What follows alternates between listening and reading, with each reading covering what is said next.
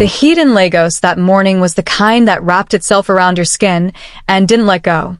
The streets buzzed as always, with buses crawling like oversized beetles and people moving like ants that had just been kicked. Mary pushed through the crowd, her backpack hugging her shoulder like a sleeping child. Her feet were tired, her thoughts louder than the traffic. She didn't walk fast. She walked with the energy of someone who knew her day would be long, and her stomach would be empty. Each step was a silent battle between what she needed and what she didn't have. She was late, but she didn't care anymore. Her white blouse was slightly stained with the brown of a too-old washing bucket. She hadn't eaten since yesterday afternoon. There had been no money left for dinner, and this morning she had made tea from hot water and imagination. But she had grown used to that dull ache in her belly. It was like a quiet neighbor who visited too often. Her eyes stayed fixed ahead, focused not on where she was going, but on what she hoped to survive. The city didn't slow down. Neither could she. The University of Lagos gate stood wide open, swallowing students like a beast with no stomach. Mary slipped inside among them, unnoticed and unimportant. Her phone was off, dead, like most of her hopes that week. Her last balance had been reduced to a few folded notes, and she clutched them in her purse like they were made of glass. Her plan was simple: pay for a photocopy of her exam pass, buy one bread roll, then wait until her shift cleaning offices started. Afterward, she'd walk home to avoid transport fare. That was the rhythm now, tight, precise, painful. But plans, like bread, could vanish quickly in Lagos. She took the shortcut behind the library, walking past the kiosks where other students laughed and bought snacks. The smell of hot akara danced in the air. She walked faster. Her senses screamed at her to stop and buy something, anything. But her brain clamped down. She couldn't afford a moment of weakness. That money had to stretch. She gripped her purse tighter and looked away. She wasn't angry at them. She was just tired of being the one always watching food instead of eating it. Then she saw him. At first, he looked like part of the sidewalk, a figure slouched near a rusted pole, wrapped in a shirt that used to be white, now more a history of every road he'd walked. He didn't beg. He didn't speak. He just sat there, eyes half shut, like someone halfway between sleep and surrender. His beard was a wild forest, his hands resting like stones in his lap. Beside him sat a tin can, but there were no shouts, no pleas, no signs. Just a stillness that stood out like a candle in the middle of a burning house. Mary almost passed him.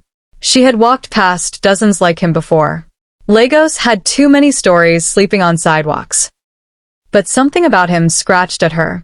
Maybe it was how quiet he was, or how his eyes, when they briefly opened, didn't carry the usual desperation. They looked tired, yes, but also watchful, like he was seeing something she couldn't. She slowed her steps without meaning to. Her fingers brushed the edge of her purse.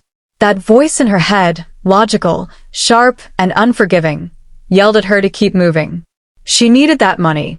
She needed food. She needed to stop looking. But she didn't stop looking.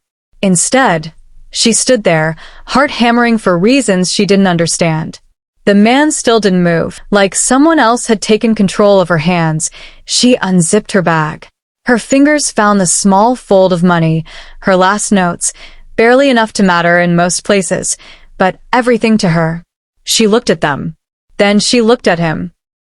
He didn't meet her eyes. He just stared at the ground like he already knew what she would do. She crouched beside him. Slowly, quietly. The concrete was hot beneath her knees. Her hands trembled. She hated that they trembled. She reached out, held the money out like it was poison and medicine all at once. The man didn't look surprised. He took it with both hands, careful and slow, like he didn't want to break the moment.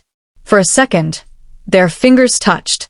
They were cold, not just from the weather, from something deeper. She stood up fast. Her eyes burned, but she blinked hard. No te ars. Not here. She turned and walked away. Fast. Faster. She didn't look back. The world rushed in again. Noise, heat, movement. Her breath was sharp in her chest. She felt like she had just given away her heart. The logical voice in her head screamed, "That was your last." What now? But it was too late. The weight of her purse was gone. But so was another kind of weight. A quiet pressure that had built over the weeks of watching pain and doing nothing. For once, she had done something, even if it meant skipping meals. Again, the rest of the day passed in blurs. The photocopy shop was closed when she arrived. She stood in front of it for 15 minutes before walking away. She couldn't afford another transport fare to come back later. Her stomach felt like it was folding in on itself. Her legs wobbled as she walked. She found a tap near the science block and drank water like it was a feast. The sky above began to cloud again. People rushed indoors. She didn't. She had nowhere to be until 4 p.m. when her shift began. So she walked, slowly, around campus, watching, waiting. At 4, she cleaned 5 offices, 10 trash bins, 1 broken mop. A lecturer shouted at her for forgetting to wipe a glass table. She nodded and apologized. She didn't speak again. By 6:30, she was done. She left the building with tired bones and a quiet mind. The man's face appeared again in her thoughts.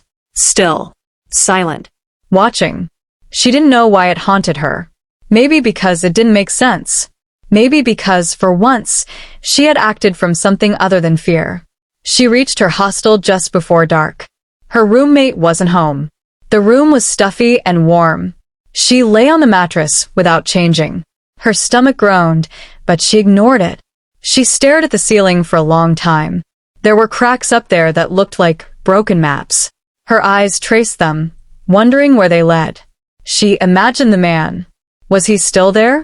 Had he eaten? Had he smiled? She didn't know. She never would. It didn't matter. She had done her part. And now she was empty. But emptiness isn't always bad. Sometimes it clears space for something unexpected. She didn't know it yet. But that moment, the quiet decision to give what she could not spare, had already started changing things. Not on the outside. Not yet. But far away, someone was watching. Listening. Moving pieces like a silent puppeteer. And Mary, tired, broke, and curled on her thin mattress, had just been chosen for something she could never have imagined. Something that would turn her world upside down. And it all began with the last cash she gave away. The next day, the whole school was buzzing. Rumors floated like leaves in the wind, soft, wild, and fast. Something big was happening. People gathered in 2s and 3s, whispering, turning heads, watching the main road like it was a movie screen. And then, like a scene from a dream, a black SUV with tinted windows glided through the gates of the University of Lagos. It moved slow and silent, as if even the engine knew this moment was special. It parked neatly near the administration building. The doors opened, and time seemed to stop. A man stepped out. He was tall and strong-looking, wearing a navy blue suit that shimmered slightly in the sun. His gray beard was perfectly trimmed, and his shoes clicked sharply against the pavement. Security guards followed close behind, but he didn't need them to command attention. Every eye turned. Mouths opened. Whispers shot across the crowd like sparks from a wire. Who was he? What was happening? No one knew, but everyone watched. The man looked around briefly, then disappeared into the chancellor's building without a word. Whatever this was, it wasn't normal. Mary didn't see him arrive. She was in the library, flipping through a worn-out economics textbook, when the intercom crackled to life. The voice was clear, official, and slightly stiff.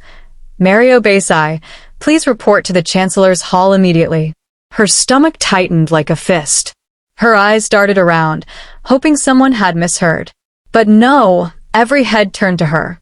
She stood up slowly, heart pounding in her chest like a bass drum. She wiped her hands on her skirt, smoothed her hair, and walked out. Each step felt like a question. What had she done? Why her? Her legs felt like noodles. The hall was quiet, too quiet. As she stepped inside, the smell of polished wood and air conditioning wrapped around her. Then she saw him. The same man from the street.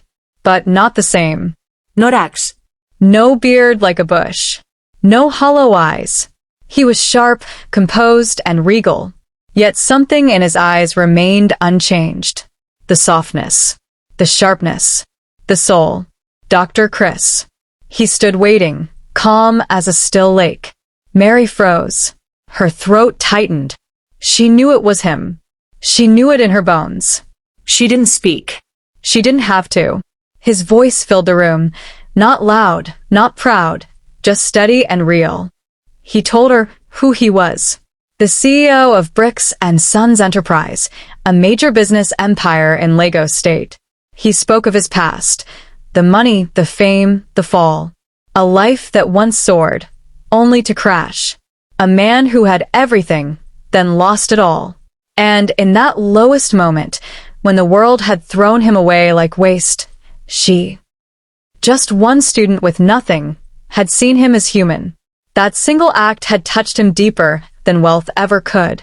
Then he said the words, "Mary, you gave your last, not knowing you gave to someone who once had everything and lost it. The world saw me as trash. You saw me as a person. That moment restored something in me. Now, it's time you received what you gave." He handed her a cream-colored envelope. Inside, a scholarship document, fully funded university education through to her PhD. Every kobo of tuition paid. Free housing. Monthly stipend. Personal mentorship. Books, devices, travel opportunities. Not just help. A future. Not just survival. A full, bright life. Her hands trembled as she held the paper. The world blurred through tears she didn't realize were falling. Her heart felt too big for her chest. Her knees nearly gave way. She whispered thanks with her eyes. She walked out of that hall different. Mary walked out with her head higher, her heart fuller, her eyes wide with wonder. Something had shifted in her world. Just enough. The small had become mighty. The unseen had become honored. And somewhere deep inside her, a seed bloomed. A truth that would never die. That the size of your bank account doesn't measure the size of your soul. Her story, once buried under hardship, now glowed in full color. A girl once invisible had become a light. And the world was watching. Weeks passed like rising sun. Her bank account grew, not just with money, but with movement. A new laptop arrived at her hostel. A card granting her access to private mentorship sessions. Book allowances. Invitations to seminars. Course. Internships. Purpose. A quiet storm of blessings that never stopped coming. But Mary didn't hoard them. She started giving. First to her roommates. Then to classmates who hadn't eaten. Then to janitors who looked like her yesterday. Not because she was rich, but because she remembered what it felt like to have nothing and still give. She started a student initiative. One that provided food packs and emergency cash for undergraduates on the edge. She called it the Last Straw Project. Because that's what she gave when her miracle began. Her last. She used her story not to shine, but to lift. And in lifting others, she rose higher. Students whispered her name with respect. Lecturers noticed her with pride. Even strangers nodded at her in the streets. But Mary never let it enter her head. Because it had all started with a broken man and a small act of mercy. One morning, she returned. Back to the exact corner where she had first seen him. The gutter was still there. The cracked tiles. The abandoned tray. But the space was empty now. Clean. Still. It looked like a place touched by grace. She knelt quietly and placed a folded note under a smooth white stone. The sun warmed her back. A breeze passed like a whisper. She stood slowly, smiled, and walked away. The note read, "Thank you for seeing me too." Because in the end, it wasn't the money that changed her life. It wasn't the suit or the SUV. It was the moment, the heart, the kindness that echoed backward and forward, through pain and into light, and the quiet mystery of what happens when love is returned.